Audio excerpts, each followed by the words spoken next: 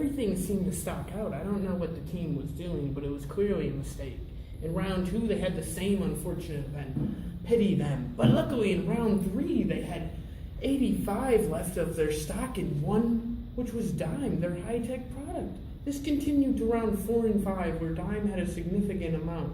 But at the last round 6, they finally got crushed, and everything stocked out. In the first round, a 3.4 out of 7. That is a very bad grade if you ask me. And then 2, it continued with a 4.1 over 7, again stomping their employees in the face.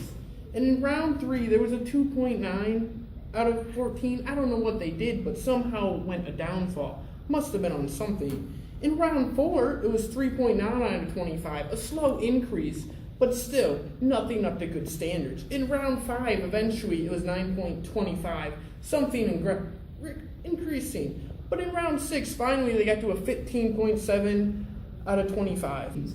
You seem to have an 18.56 in the first round in third place, with going to an 18.73 with a gradual increase to 22.73%. To a 20.32%, dropping a little bit to a 23.38%, to a 24.94% in the 6th round, with 4 in a row in first place. Can you tell me how you have done this success and stayed in these games for so long? Yeah, basically in the beginning, I just started investing a lot. So people probably thought that I didn't have a lot of money because of how much I was investing, but it ended up that my investments were good ideas. And they caught on. They saw how well I was doing. I may have had a dip in the middle when I put out a new product. That's okay, because I brought it back because it was successful. With our numbers, it's showing you have a gradual increase in your stock. We have a 13.72 in the beginning in 5th place, going to a 17.46 in 3rd, to 33.92, to 47.87, to 57.58, in the 76.83 with 4 first rounds. You are clearly excelling in this, and you are showing us that you want to be alive in these games and get as many donations as possible. Can you explain to me your success? Well, as market share said earlier, it really has to do a lot with all the investing that I did in the beginning. I started off really slow, but as you can see, it's paid off really well, and I've been able to excel and go ahead of all my competitors in my stock price. We easily saw in round 1, 2 million, which was not their best, but to a 3.8 million, to a 10 million, to 11.2, to a 12.7, to an 18.2 million. A gradual increase every time in performance in these games. It has been exceptional to watch.